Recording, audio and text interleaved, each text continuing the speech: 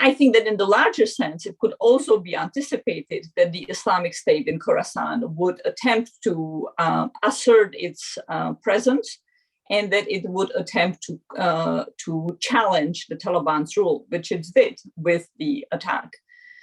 Beyond that, the real question to me is what kind of specific intelligence there was to counter the attack, and whether that intelligence was available to the Taliban through US sources or other sources or not, and whether the Taliban then failed to act on the intelligence or did not have this level of precision.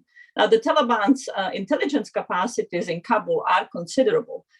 They had many networks and many infiltrators. That said, over the past several years, we saw many ISK attacks in the city that were not claimed by the Taliban, that the Taliban rejected, said they didn't cause. So clearly, at minimum, there are limits to the Taliban's intelligence capacities. But again, in this case, how much actual actionable intelligence was provided by the United States, by Pakistan, by any other country to the Taliban to prevent the attack, to me is a core, a fundamental question.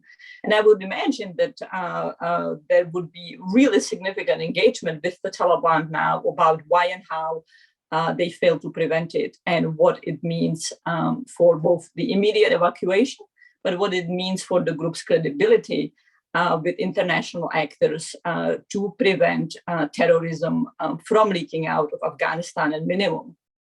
So we need to see how the attack will affect US decisions regarding the deadline, and how it will change or not US bargaining with the Taliban about the end of the evacuation.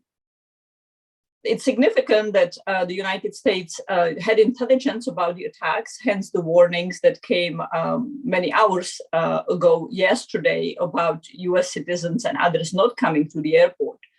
And so I have several questions then related to that. The Taliban also saw at minimum the US public announcements about the threats. Did the US give the Taliban more actionable and concrete intelligence beyond the general warning? If so, it would be very significant if the Taliban did not act, whether it did not want to or fail to act. Or did the US not have more specific information? But my expectation is that there was more specific information that was the basis of why the warning was issued. The key role in governance is to provide safety. And to the extent that they had any performance-based legitimacy during their shadow governance over the past 20 years, and also during the 1990s, it was their capacity to ensure order. This is clearly a big failure for them to not to do that. That has repercussions in the immediate situation, but has also lasting repercussions. Many of the decisions up till now have been driven by a desire to avoid US casualties and casualties of US servicemen. That's this situation, the tragic deaths of US servicemen that we are hearing is just another poignant dimension of the way the United States is leaving so close to 9/11, the date chosen by President Biden as the end date of US military presence.